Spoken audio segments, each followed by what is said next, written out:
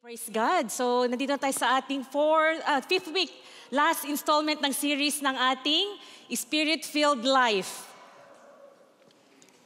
And, yes, new faces in this place. Look at the people around you.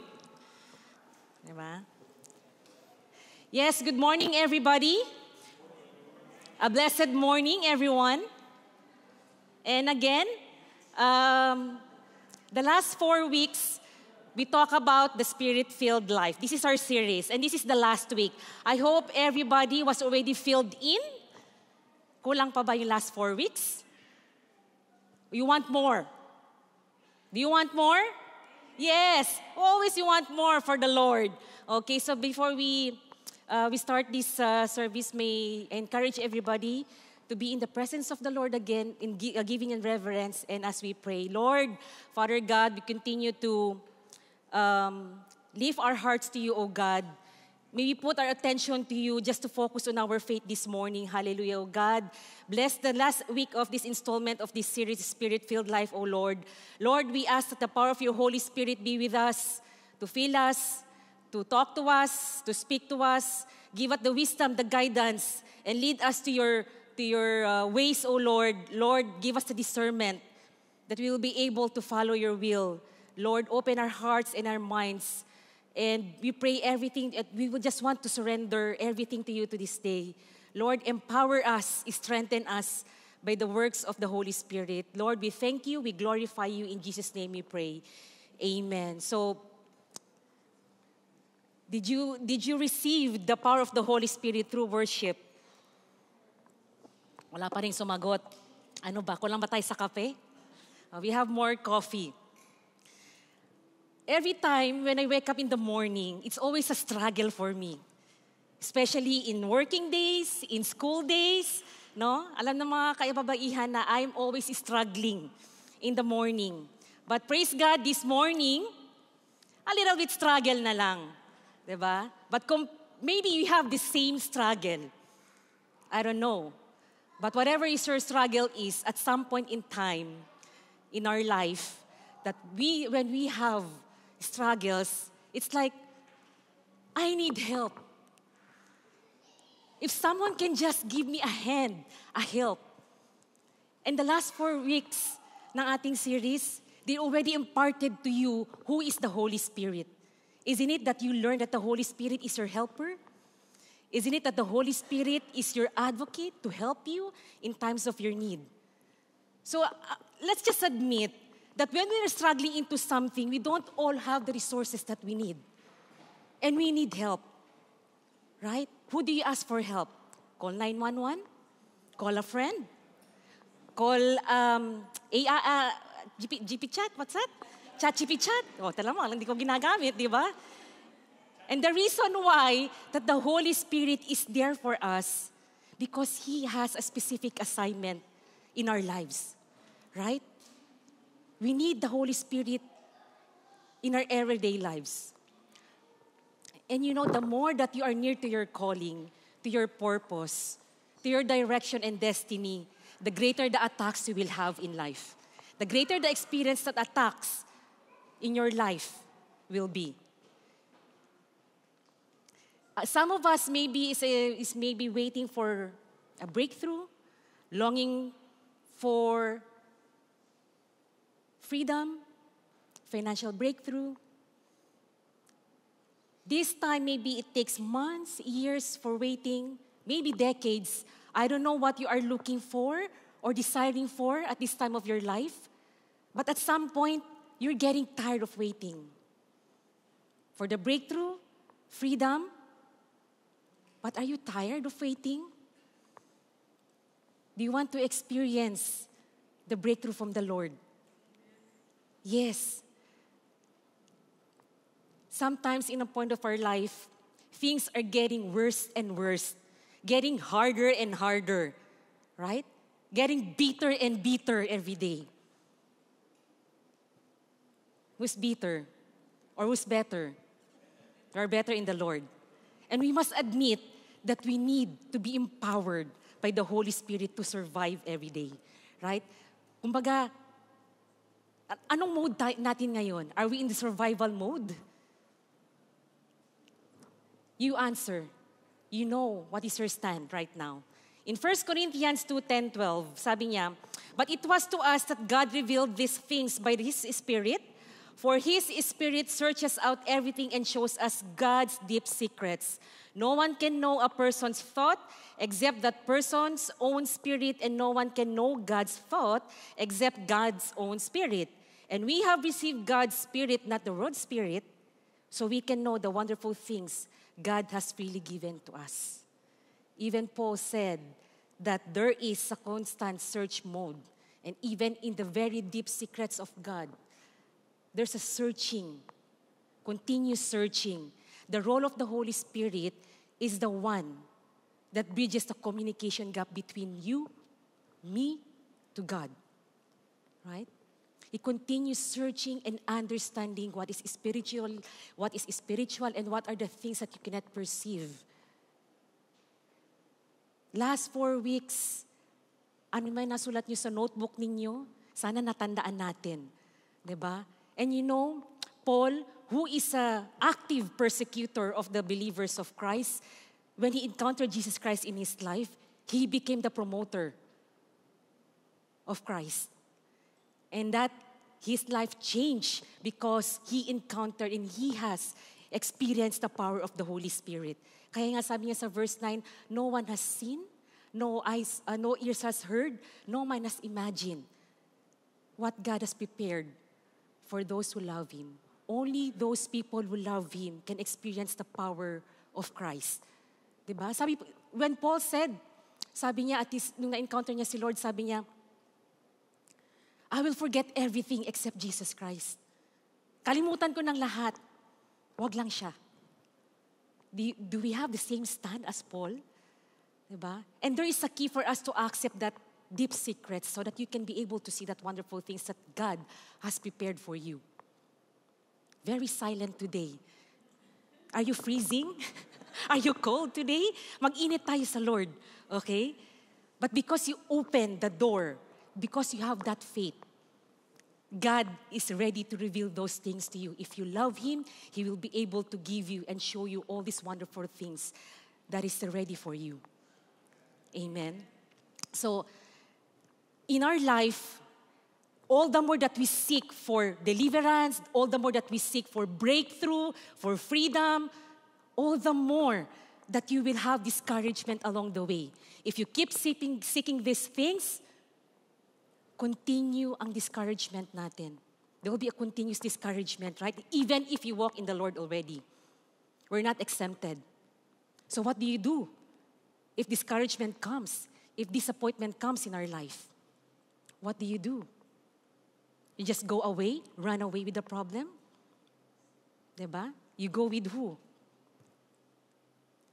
But even David was entitled what? Wala pa rin. Napakatahimik talaga ng umagang to. Man's God own after heart. Even him, tayo rin sa buhay natin, at some point we feel that we are in the lowest point. We are in the darkest side of our life. Who among us experience na nandun na tayo sa very deep, like we're already crawling in the problems, in trials, that, Lord, help me.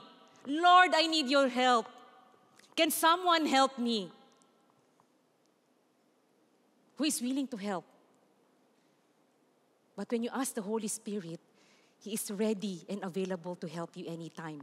And even us, when we experience the lowest point in our time, sometimes we pray, Lord, bless me with wisdom. Lord, guide me. Lord, direct me. Lord, lead me. And to your surprise, God is not responding to you. You don't hear God. When you are in the lowest point of your life, you better pray to the strength that you need. Lord, strengthen me to face these battles. And sabi niya sa Psalm 23:1-6, the Lord is my shepherd, I lack nothing. He makes me lie down in green pastures, leads me beside quiet waters. He refreshes my soul, He guides me along the right paths for His name's sake. Even though I walk through the darkest valley, I will fear no evil. For you are with me, your rod and your staff, they comfort me. You prepare a table before me in the presence of my enemies. You anoint me with my head. You anoint my head with oil, my cup overflows. Surely your goodness and love will follow me all the days of my life, and I will dwell in the house of the Lord forever. The Lord is our shepherd. He already promised that He will provide everything all we need. And sabi niya pa dyan, you will be able to find peace and restoration. In His presence, you will refresh your soul. He will direct you. He will give you to your purpose. And if we are lost, God is there to direct you. Even if you walk in the valleys of your life, you will fear no evil, because He is there to give you that comfort and courage. When we are experiencing hardship and suffering in our life, God is there. Yes, the valleys of our life will always be there. You might be in the valleys of your life right now, but do not forget that you will always be on the downside, because there is mountains in between waiting for the God to lift you up. Who is in the valleys of their life right now? Maybe you're down. You have full of testings and trials in life. You don't know where to go. But God already prepared something for you. Even you face oppression, even you face opposition, God can still continue to bless you, to give you honor. And this is the promise of God that concludes that sabi niya, surely your goodness and love will follow me all the days of my life. And that continued favor from the Lord will always be there for all of us. Diba? It's a great promise. And there are a few points that I want to share how to have an empowered life. Keys that might help us to be empowered. First is seek your intimacy with God. In Hebrews 11:6, and without faith it is impossible to please God, because anyone who comes to Him must believe that He exists and that He rewards those who earnestly seek Him. And it's very important for us to seek, to have relationship with the Lord, to have communion with the Lord, knowing Him deeply, not just superficially. How can you do that? There are practical ways on how you to do it. Start with the devotion. Open your Bible. That's why when God is able, we encourage everybody to do their daily devotion. Even if you are down, even if you're not feeling well, emotionally, physically, the Bible is there, available for you. Just open it, right? You have to cultivate. You have to build that relationship in the Lord, because that's the reason why that God has created us, to develop that intimacy, that relationship with the Lord. How can you know someone if you will not meet him every day? It's the same way. Until now, for how many years in relationship with my husband, there's still things, some things, his character na ngayon ko lang nakikilala. Ay, ganun pala siya. Ay, ganyan pala siya. Ganito pala yung impression ko sa kanya. But, you know, as you go along with that relationship, you'll be able to develop that intimacy with them. Who among here, newlywed, new in relationship, may mga jowa, nagtuturuan ngayon, di ba? You must understand that we must develop that genuine faith. And if there is a genuine faith, may tinatawag tayong counterfeit faith. Those people who profess that they know the Lord, where in fact they don't obey and abide with the Lord's work. So what is our faith? How do you define your faith right now? And what hinders your intimacy with God? Hindi ko na patatagalin. Hindi ko na kayo pag-iisipin. Ako na maglilista para sa inyo. Pick and choose na lang kayo. Maybe sin. Second is what? Lack of faith. How you can strengthen your faith if you don't open your Bible, if you don't go to church, if you don't involve yourself into small groups. That's the only way for you to strengthen your faith. You need other believers to pray for you. This is a very common to pull us away in the presence of God. Is distraction and busyness. Aminin natin. Ako aminin ko na. I was even sucked by the world. We are living in a very fast fast-paced world, technology-driven world. Diba? Click, click, click na lang lahat. Tap, tap, tap na lang lahat. It's very easy, right? Supposedly, mas mapapadali yung buhay natin eh. Mapapadali nga. But you know, natawa sila. Kahit ka-click, click, click na lang, still, we still experience that busyness. There's still a lot of distractions coming along our way. And that hinders our intimacy with God. What else? Bitter ka pa rin ba ngayon, kapatid? You still have that unforgiveness? Remember that when you have that unforgiveness and bitterness in your life, in that relationship, you're not only damaging the relationship to that person, but also you're damaging the relationship to God. So you have to develop that intimacy with God. This is the key. Ano pa bang gusto ninyo? All the versions is ready. Is there. Online, paper-based. Gusto mo bang email ko sa'yo? Send ko sa'yo yung link. I will send to you the link. Who among here, even in their life, never opened their Bible? Maybe it's about time. Diba? It's time to be bold. The closer that you get to God, the closer that you will hear His voice. The closer that you get to Him and have that intimacy with the Lord, all the more that you will hear His will for you. That's why you have to have that quiet time daily with the Lord. Are we doing this? Kalabit. Ginagawa mo ba? O hindi? Diba? Have that quiet time with the Lord. And it's very important to read God's Word every day. Because the more that you read His Word, the more that you see opportunities that God is there for you, to help you. You might be in the battle right now. I don't know what it is. But God is giving you solutions. Who among you here needs solution? Or you need a problem instead? Ayun ang solusyon? I will give you a problem. Walang sumasagot eh. Diba? And those people who earnestly seek Him, those are the people na nire-reward ni Lord. You want to be rewarded? Then start seeking His Word. Diba? Kung matatag na yung pananampalataya mo at na-seek mo na si Lord, then go on. Do not stop. The life doesn't stop there. Hangat may hininga, tuloy ang buhay. Diba? When you want to hear God, get closer to Him. Second point, submit to the will of God. In James 4:7, so humble yourselves before God. Resist the devil and he will flee from you. Come close to God and God will come close to you. The only way for us to submit to the will of God is obedience. Diba? And we are all encouraged, all the believers, and even new believers, to submit to God's authority and to His will. Yes, this is God's promise that when you start submitting to His will, automatic yan, magsisala sa mga demonyo sa buhay mo. Sa bahay mo, yes, tama lang naman. Kasi hindi ka nagbabayad ng renta, hindi ka nagbabayad ng hydro, wala kang share dito. Go away. You don't have the rights here in my house, in my family, in my finances. What are you doing here? I'm not allowing you and giving you permissions to stay, to destroy my life, my family, my finances, my business, my ministry, and my church. Amen? So why are you allowing the enemy to come into your life?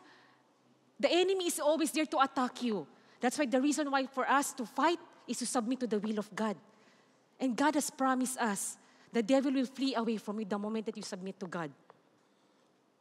Commit your plans to the Lord and He will establish it. Ano man yung mga plano mo, naisip mo sa buhay, just submit it to the Lord. We must humble ourselves. If you don't pray, then it shows na kaya mo. You do it on your power and strength and ability. You don't humble yourselves before the Lord. You don't pray. You don't read the Bible. It means, I'm Superwoman. I'm Wonder Woman. I'm a Hawk. Kaya ko to. Diba? Sinong Avengers ang gusto ninyo? Bahala na kayo. Mamili. Di ko rin silang kilala eh. Sorry. Okay? That intimacy with the Lord and that submission will open many opportunities in your life. The doors of heaven will be open for you. Do you want opportunities? Wala pa rin. You want great success in life? Then have that intimacy with the Lord. Diba? If you're not praying, if you're not seeking His Word, you will say, okay, I will manage my own life. I will do it on my own. I have my own strategy. I have my own will. Wow, ikaw na si Lord ngayon. Yeah? You don't ask for guidance. And who are we in front of the Lord? We're nothing but a second hard. Trying hard, tama ba? Copycat. Kayo na lang mag-ayos. Diba? Kaya nga hindi ko alam kasi I don't do it on my own. I submit to God. Diba? And I know a lot of us is still waiting for answers to their prayers. A lot of prayer lists, it's not yet answered. But the key to your answered prayer is submission to God. Kaya nga sabi niya, in John 15:7, if you remain in me and in my words, ask everything and it will be done for you and for me, so that you will bear fruit. This is for the Father's glory, showing that you are my disciple. Do you consider yourself as a disciple? Yes, you don't have a choice. And you don't also have a choice not to disciple. You must be a discipler. All of us are disciples. We don't have an excuse. We can do it because there is a helper. There is someone that can help us. Diba? Submit to God. Even Job was also tested in his life. Diba? Who you know Job? Hindi ko na kailangang ikwento ko sino si Job sa inyo. Kung nagbabasa kayo ng Biblia. Kung hindi, sorry na lang kayo. Kaya it's time to open your Bible. Diba? Listen. Not just listen. Accept the instructions and obey His word. No, don't just listen and put it out here. Put it in your heart. Pay attention to His commands because it's for your own benefit, not for someone else. It's for you and for me. Diba? Gusto mo, ayaw mo? Kung gusto nyo, sumagot kayo ng malakas. Kung ayaw nyo, you'll like it, sabi ni Mark. If you like it, Mark, you will improve, di ba? Di ba? So it's time to make a choice and someone here in the room should make a decision. What decision are you going to make right now? Do you decide to follow Jesus wholeheartedly? Do you decide to follow Jesus with all your heart, soul, and mind? No hesitations, no doubt, no fear. Diretso lang lakad. Straight walk, should I say, mister. But that's it. Life of a Christian should be filled with the Holy Spirit. If you want to progress in life, if you want to improve in career, you want to sustain, then submit. It's hard. Madaling sabihin, right? It's easy to say, but it's hard. Obedience. I will just use an example for my son. I said, Clive, please throw the garbage. Okay, Mom, I will do it. Clive, did you already throw the garbage? Second time. Maybe later. Clive, anong petsa na? Magsisimba na tayo. Di ba natapon yung basura? Diba? But my son, I know he will be obedient to his parents and to the Lord. There's struggles, not only for young people, but also to us. No, but submit, continue to submit in His will.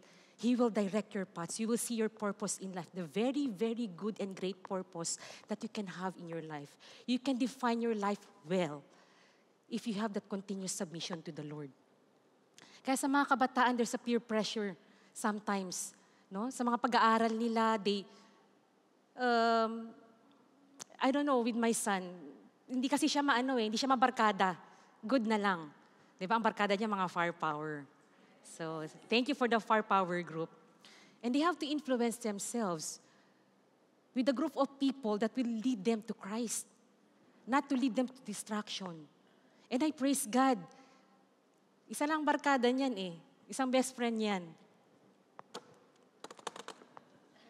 Alam niyo na yun. Diba? He's very, very best friend. I don't know, are you listening, anak? But you will be filled with the Holy Spirit and you will change, you will progress, and you will improve day by day in Jesus' name. So someone here in the room should make that conscious decision. Who do you choose to live for? It's your choice. It's your choice to come to the church today, even if it's freezing rain outside. Madulas, slippery. But you choose to be here because you know you're expecting something that God will do something about you today and forever. Amen. Right? So, marami tayong plano sa buhay natin. Yes, a lot of plans in our life. But only the plan of the Lord will be established. It will prevail. Just leave it your plans to the Lord and bahala na siya doon. Diba? Huwag tayo mabalisa. Huwag tayo ma-dishearten. Just put your trust in the Lord and He will make it straight for you. In Romans 12:2, sabi niya, do not be shaped by this world. Instead, be changed within by a new way of thinking. Then you will be able to decide what God wants for you. You will know what is good and pleasing to Him and what is perfect. The only way that God wants for your life is just good, pleasing, and perfect. God doesn't want to harm you. God doesn't want to give you a good future. What He wants for you is always better and better, good and good. Greater and greater, expanding and expanding. Huwag na lang dito. Diyan na lang. Yung surroundings na lang. Diba? Tama na yun dito. But you see, growing spiritually, building our spirit, at the same time, we're expanding physically. Lalo na sa God is able. We have a lot of foods. Mamaya, may kainan na naman pala tayo. Diba? And the very, very plan of God to your life is to make you successful. Nothing else. Gusto niya yung kabutihan lang para sa'yo. Ikabubuti mo, I mean. Wala nang iba. Not unless naghahangad ka ng iba. Diba? God's design for you is not to have a wasted life. Because God has a plan for you. God has a purpose for you. God wants you to be empowered every day so that you can sustain in this life. Diba ang hirap ng challenges ngayon? We're not just living in uncertainty, but severe uncertainty. Look at our temporary resident here in Canada. Wala pang 24 hours, there's a lot of changes in the rules, in the guidelines. Everybody is trembling. Everybody is in fear and anxiety now. What is tomorrow waiting for us? We don't know. But one thing for sure, that God has a promise for us. Amen? Amen. Kailangan ng second voice. And that's it. Tapos na tayo. Hindi pa. Meron pa tayong few keys. And I want to emphasize this third point, surrender to the Spirit. Sabi niya dito, 2 Corinthians 13:14, may the grace of the Lord Jesus Christ and the love of God and the fellowship of the Holy Spirit be with you all. Do not get me wrong. God is God with one Trinity, the God, the Father, the Son, and the Holy Spirit. Malinaw sa atin yun. Diba? Aside from having that seeking intimacy with the Lord, surrendering to His will, you have to surrender to the Holy Spirit. The Holy Spirit wants to have fellowship with you, wants to have communion with you. You don't have friends? Wala kang friendship? Have friend with the Holy Spirit. He wants to be friend with you. Kung yung kaibigan mo, kung may kaibigan ka, I mean, hindi mo pinapansin, hindi mo kinakausap, hindi kayo nagja-jamming, magtatampo yan sa'yo. It's the same thing with the Holy Spirit. If you don't talk to Him, if you don't have communion with Him, if you don't have fellowship with Him, hindi ka nakikipag-friendship sa Kanya, alam mo lang, kaibigan mo lang siya. Nandyan lang siya sa tabi. But He is there ready to help you. We forget that we have the Holy Spirit in us. Right? Do you speak to the Holy Spirit? Do you know that you have the Holy Spirit? The moment that you accept Jesus Christ in your life, there's an automatic redemption of our salvation, right? And do not forget that the Holy Spirit is already dwelling in you. Do you speak to the Holy Spirit? Oh, I know the Holy Spirit. Holy Spirit nga. Better know the Holy Spirit. And better have friendship with the Holy Spirit. Maybe you have to start talking to the Holy Spirit. If you haven't started opening your mouth and talk to the Holy Spirit, this is the time. If you want change, if you want progress, if you want success, if you want answered prayer, the Holy Spirit maybe is the one lacking in us. You don't communicate with the Holy Spirit. Start talking to the Holy Spirit. Not just only walking by faith, but we have to walk in spirit. And this is the very first fruit that we receive. The moment that we receive Jesus Christ in our life, the Holy Spirit already dwells in us. It's already in us. Di ba naturo na yan last 4 weeks? Ituturo ko pa ba uli? Reminder na lang mga kapatid. Di ba? Natawa ko lang kayo, masyado kayo seryoso eh. Diba? Konting topic sa katabi. Di ba? Yes, totoo yun. We walk in the different walks in life. May iba tayong pinanggalingan, kinalakihan, di ba? Yung upbringing ng parents natin. But no matter what, we have to walk in the same spirit. Amen. And do not forget that the Holy Spirit is the foundation of Christianity, of our faith. You have to surrender to the Holy Spirit if you want movement in your life. The moment that we accept Jesus Christ as our Lord and Savior, sabi ko nga, He is already with you. He already dwells in you. If you want to be controlled with the Holy Spirit, then the key is you have to completely surrender in obedience with Christ. Another again is obedience. Obedience. Obedience. Keep saying that to your word, to your heart, to your mind. You have to tell to yourself, obey, obey, and obey. I will keep on obeying no matter what. Even how hard it is, even how inconvenient it is, I will still choose to obey with the Lord. Buti nga kayo, nakakomportable mga upo niyo dyan eh. May kadi-4, nakaano. It's very inconvenient na nakatayo dito. Nanginginig ang tuhod, sabi ni Pastor Jeff. Pag napuspos ka ng banal na spirito, maraming lumilipad. Nagkakaroon ng mga UFO dito sa loob ng simbahan. Ano ba yung lumipad last time? Di nga lang lumipad.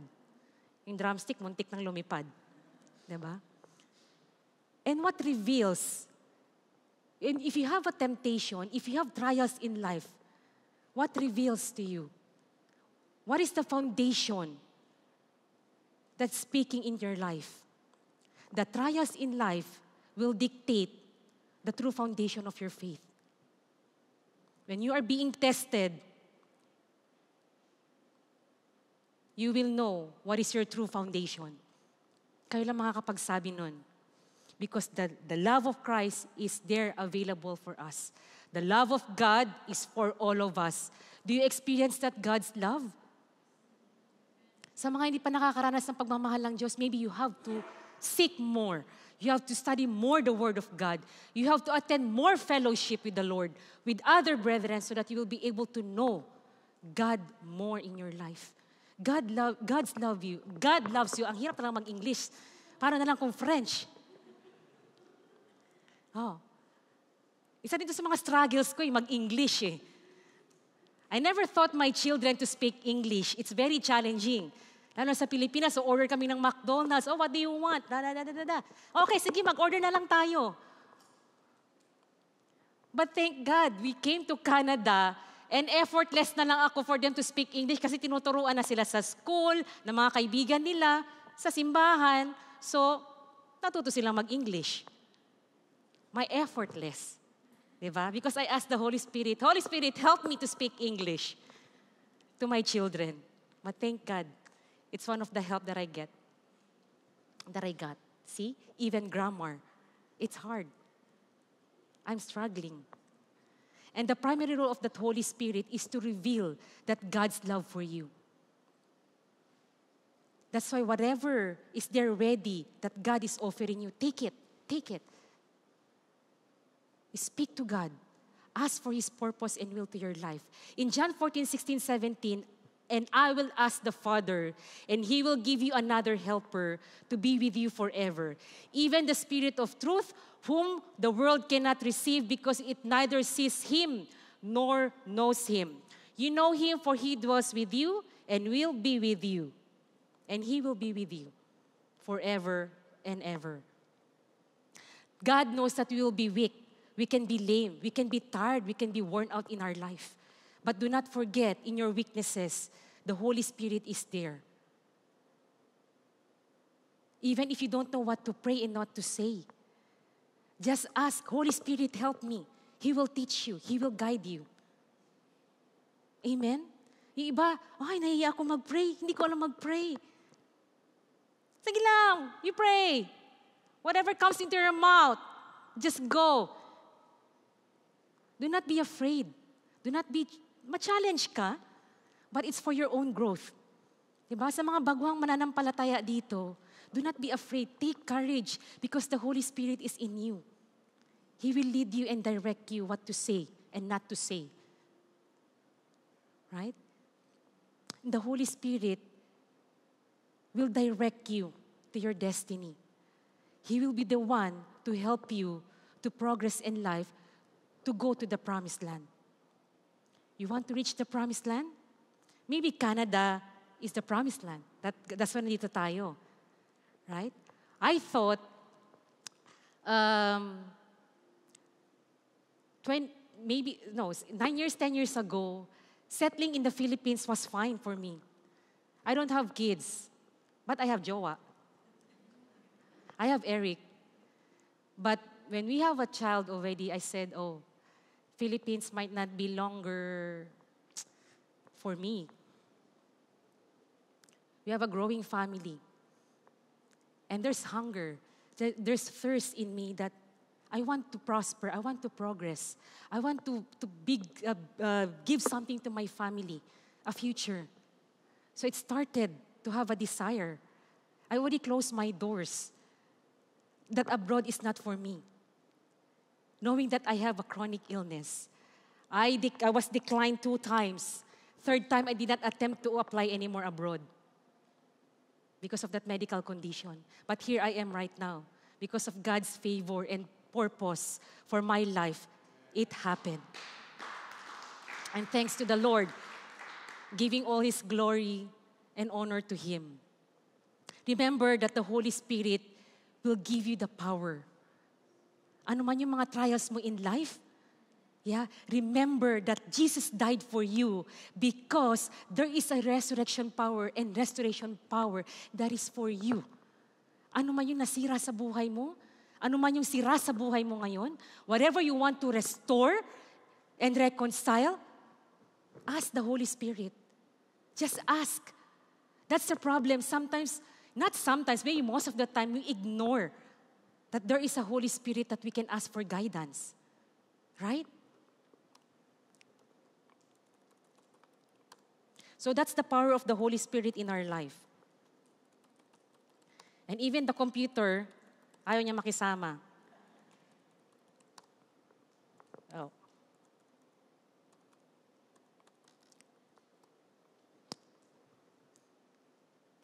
Okay, and when you have the Holy Spirit, take this big idea that you can be able to experience the fullness of God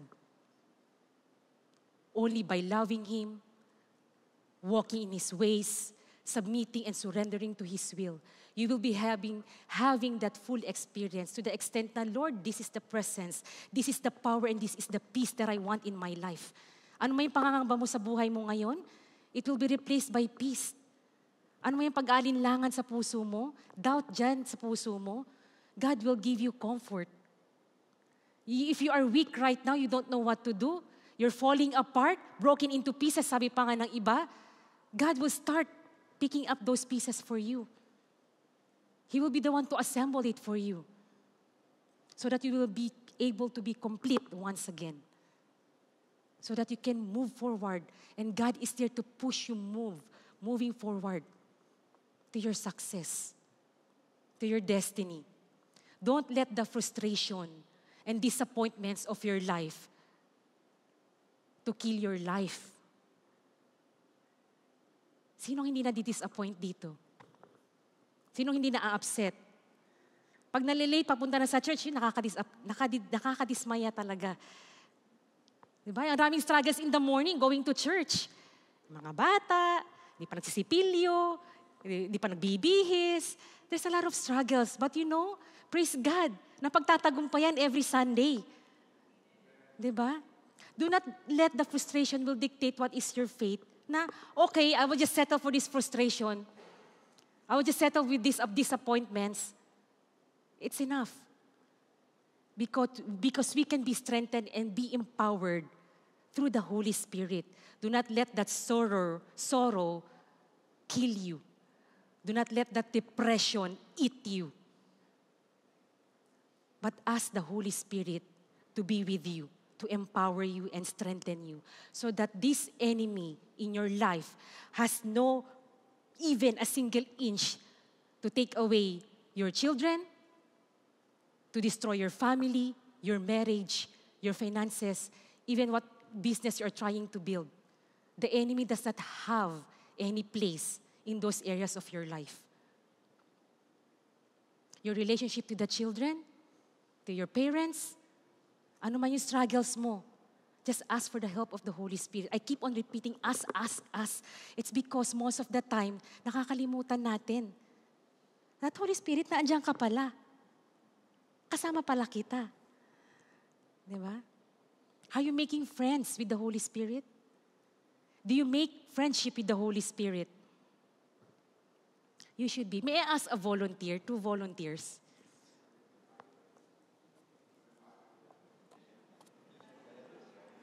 Paiinumin ko lang ng kape.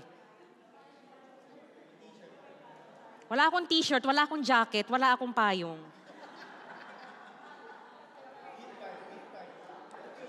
O doon na lang sa sa head usher natin. Okay, I need a hand. Ayaw matanggal.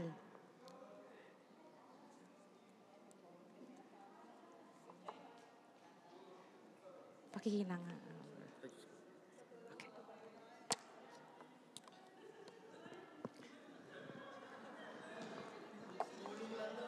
Okay. Come on, Sister Gina. Magtatawag na lang ako. And Brother Philip. Come on. Ayaw nyo kasi wala akong jacket. Wala akong payong.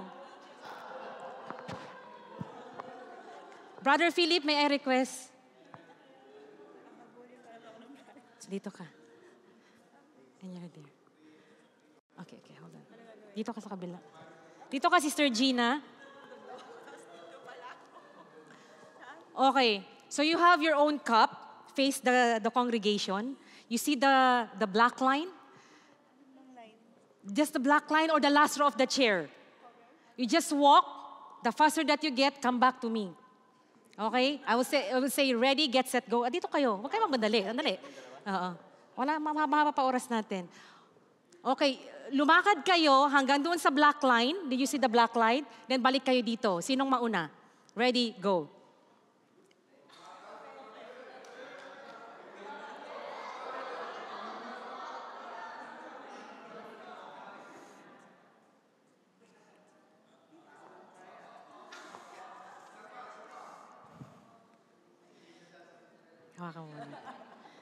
Okay. Thank you for your participation. Di pa tayo tapos. Okay? Mabilis ka, kapatid. Okay? Kasi walang laman yung cup mo. Talagang walang laman to, kaya ka mabilis. But you know what? You are careless and not sensitive to the Holy Spirit. You just do yourself on your own. Diba? Binibilisan mo lahat on your own, your abilities and your strength. You're not sensitive enough that you should be carrying someone. You forget that you have the Holy Spirit in you. And this cup is empty. And you, Brother Philip, you are just very sensitive that you have something inside your cup. You are very careful to that friendship, to that communion with the Holy Spirit. And because you are sensitive enough, you even protect that Holy Spirit in you.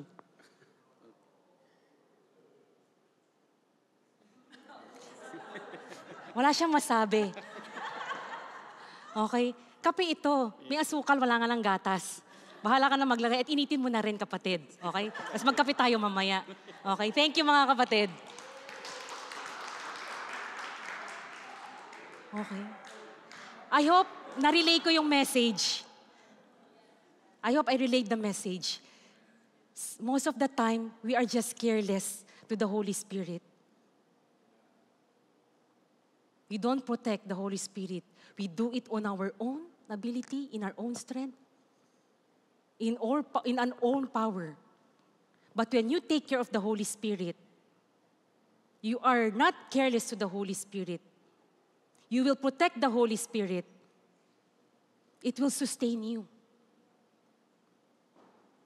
Okay? Pakiklaim na lang yung price niyo mamaya sa ushering table. Kaya yung mag-volunteer for the Lord, diba? It's the same way, no? Kung bibigyan ko kayo ng 3 days and 2 nights to Punta Cana, syempre papunta ka kaagad. Maglo-load ka ng mga sa bagahe mo, walang yun lang. 3 days, 2 nights going to Punta Cana. You're excited. You can bring someone, important person to you. Maybe your partner, your husband, your children. Child lang pala, kasi isa lang ang free. Unload ka.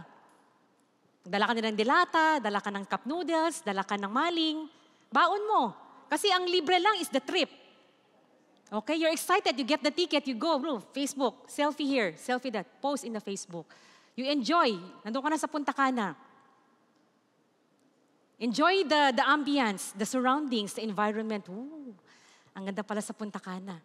Natapos ang trip, you go back home. You unload yung mga nasa bagahe mo. And out of your curiosity, nakita mo yung ticket mo uli. Ay, meron palang unlimited buffet in the breakfast, lunch, and dinner. At pwede pala gamitin lahat ng mga amenities doon, unlimited din. Hindi mo nagawa, hindi mo nagamit, hindi mo napakinabangan. Kasi you're just so excited. Ang alam mo lang, go to Punta Cana. Gora ng gora. Remember, but when you accept Jesus Christ, you already purchased the ticket to eternal life, right? But you forget that part of the ticket that you purchase is the most privilege that you have, which is the Holy Spirit. You forget that the most privilege that you have included when you accept Jesus Christ is the Holy Spirit. So do not forget. Diba? Tara na, sa Punta Cana. Mag-book na tayo. And you know what? People of God, the world is dying. The world is getting crazy. The world is getting worse. The world does not need educated people, talented people, wealthy people, strong people. The world needs Spirit-filled people. And that's why we are here. We must be filled with the Holy Spirit. No one else. Tayo yung mga tinawag ng Lord. That's why don't let that frustration every day in your life be your daily bread. Umaga pa lang, nakaganon na. Almusal mo na, hapunan mo na, tanghalian mo pa. Tama na. Oh, gusto pang gawing merienda. Diba? So, when you have that Holy Spirit, automatically, in your life as we go along, you will reap the benefit of it. You will bear fruit. Hindi naman sabay-sabay lahat magbubunga, agad-agad. It takes time. Right?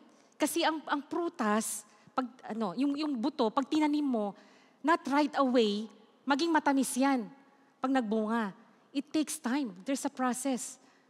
Right? It's not that we don't have the Holy Spirit, sabi niya. He doesn't have us. And ang difference daw nun is, we got the Holy Spirit by salvation, but the Holy Spirit gets us by surrender.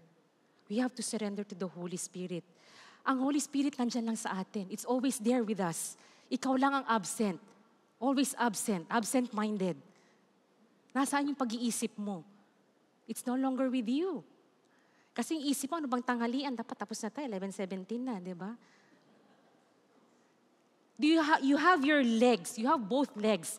We are given by God both legs.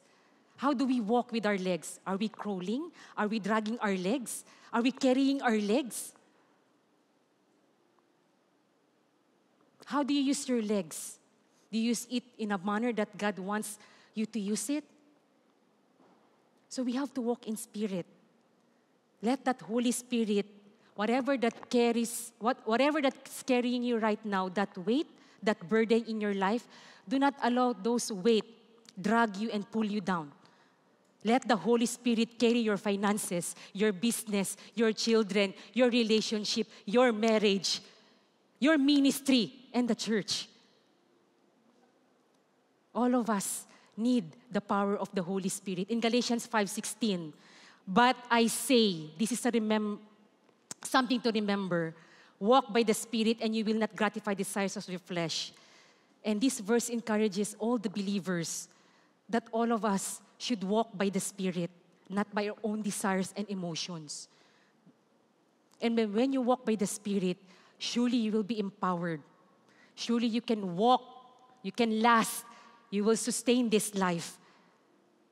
And yung role ng Holy Spirit, it's not to lead you down, not to destroy you. No one plans to fail in life. Anyone plans to fail in life? Wala. You don't want to fail in your marriage, in raising your children, in your career, in your job. But whatever you desire, the Holy Spirit is there to guide you, to direct you, and lead you. All of us needs to be empowered. In Galatians 5:25, if the Holy Spirit is living in us, let us be led by Him all things. So submit to the guidance of the Holy Spirit. Kaya wag natin ipag-pray that, Lord, Holy Spirit, I want to have a stress-free life. Don't pray for stress-free life because automatically, tomorrow you don't have the husband anymore, you don't have the job, you don't have the children, you don't have the business, you don't have the ministry, and you don't have the church anymore. Do you want that? You don't want that. Pray that God and the Holy Spirit, Lord, Holy Spirit, strengthen me, empower me because I need you to be with me in my battle. We need strength. We can be weak. We get tired. No? Hindi ko ina-underestimate yung mga stress nyo sa buhay. Gusto mo bang palakihan ng stress? Paramihan ng stress? Diba? So in John 14:26-27, but this is the promise, but the advocate, the helper, the Holy Spirit, whom the Father will send in my name, will teach you all things and will remind you everything I have said to you. Peace I leave with you, my peace I give you. I do not give to you as the world gives. Do not let your hearts be troubled and do not be afraid. Do not be afraid. Do not be troubled. God already assures that there is something waiting for us. That there is a promise. That there is a helper. If you need a hand. Wala man yung kaibigan mo, but you have your true best friend with you. In John 15:26, but when the helper comes, surely whom I will send to you from the Father, the Spirit of truth proceeds from the Father, He will bear witness about me. I have to go back to the last point, that when you know the truth, you have to stand in the truth. In 2 Corinthians 13:8, sabi niya, for we cannot oppose the truth, but must always stand for the truth. That's the law of the Holy Spirit to set you free. Whom the Son sets free is free indeed. Where the Spirit is, there is liberty. Kailan pa naging sayo yung cancer na yan, yung disability na yan, yung bankruptcy na yan, yung broken family na yan? It's not yours. Bakit mo inaangkin?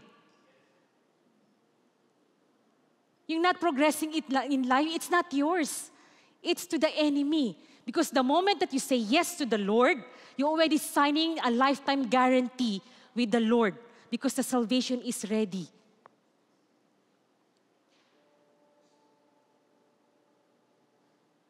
When you stand in the truth and you know the truth, hindi ka mangangamba because you know that God has promised you something.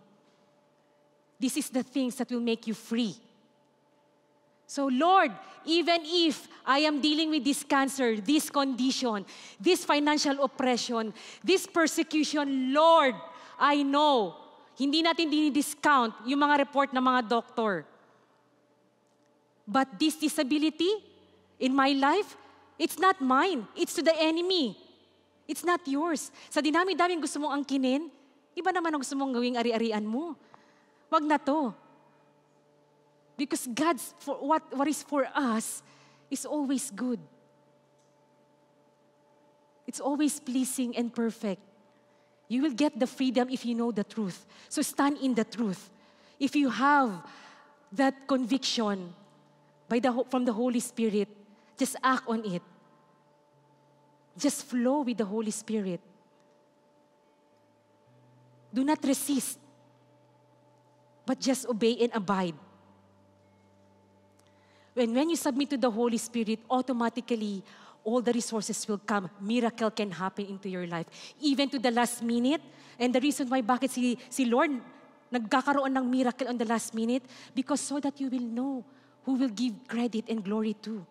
It's not by your own power and your might, but it's by the power of the Lord Jesus Christ. So those are the 4 keys that I want to share to you.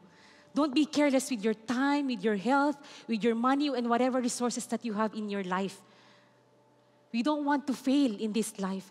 That's why God has already given us the opportunity to hear this truth, to hear this good news, to share not only to your family, but to everybody. You might be in the darkest time of your life right now, but God doesn't want you to fail all the way. May I just request everybody to stand?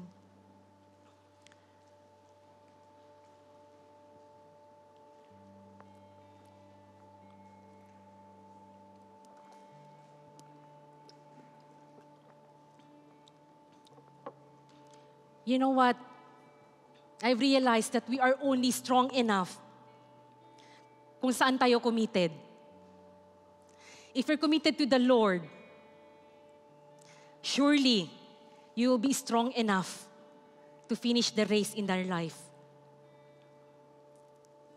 We ask the Holy Spirit to strengthen us and empower us. This is all what we need for the church, for our own personal life, in the ministry, in our family. Ask the power of the Holy Spirit. Start speaking to the Holy Spirit. Start opening your mouth. Not until you will open your mouth and speak to the Holy Spirit, nothing will happen to you. Make a speech. Ano yung kailangan mong tulong? In your family, in your marriage, in your ministry, whatever you're trying to build in your life, whatever the things, Lord, ang daming uncertainties. I don't know which way to go, what decisions to make. But just ask the Holy Spirit to help you. Help, because that's the role of the Holy Spirit. Let's just sing this song as we close this message from the Lord.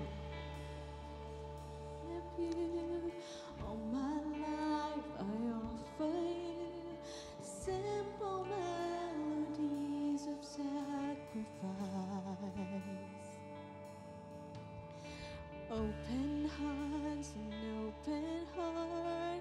You're the only one I want.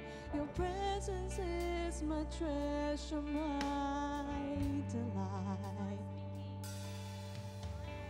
Fall like rain, Holy Spirit, fall.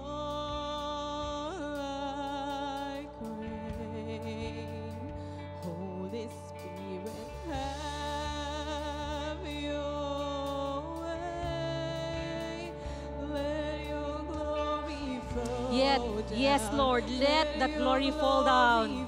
Lord, we're just hunger and thirsty to get wet, to be soaked with that Holy Spirit. That's one thing I seek, much more than anything, to dwell within your house for all my days. Knowing you is everything, I let go of lesser things. You alone are worthy of my praise. So still with me a passion for your name, and fall like rain. Holy Spirit, fall like rain. Holy Spirit, have your way. Let your glory fall down. Let your glory fall down. Yes, yes, hallelujah. Fall like rain. Holy Spirit, fall like rain. Holy Spirit, have your way. Let your glory fall down. Let your glory fall down. May I never lose the wonder of your presence. May I always stand in love of who you are. Oh, the beauty and the gift of your friendship is unlike anything I've ever known. May I never lose the wonder of your presence. May I always stand in awe of who you are. Oh, the beauty and the gift of your friendship is unlike anything I've ever known.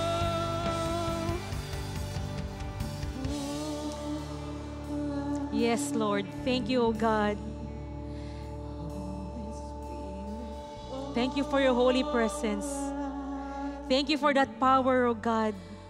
Holy Spirit, have your way. Let your glory fall down. Let your glory fall Yes, hallelujah, God. Thank you, O Lord, for this time, for this privilege, O God. I hope everybody was strengthened and empowered somehow. This is not the day that you will stop, but this is the beginning to move forward. Lord, I know all of us need strength to fight in our own battles, in our own struggles. Father God, we cast everything to you, submit to you, and surrender to you. All we want is a help from the Holy Spirit in our ministry, in our church, in our finances, in our family, in our papers, oh God, in these uncertainties of time, in darkest time of our life, Lord, whatever is facing, what we're facing right now, Lord, help us. Holy Spirit, empower us. We just want to be wet and soaked with that power of the Holy Spirit in us. Thank you, Father God, for you never fail to amaze us because your miracles is just there for us. Help us, O Lord, to be empowered every day to face our own trials, O God. Salamat, Panginoon, for using me to impart this message to you. Lord, we just want to impart to you kung ano man yung sa amin. Lord, tulungan mo kami because we cannot do it on our own. Help us to abide in you, in your words. Help us to be obedient to your words, O God. Lord, whatever is pulling us away to your attention and to your presence, let that faith arise and be the foundation of our walk with you, O Lord. Thank you, Father God. We'll give you all the glory and the honor and the praise. In Jesus' name we pray. Amen. Amen. Once again, let us praise the Lord. blessed with the message, and that also should reflect your worship to the Lord. Amen?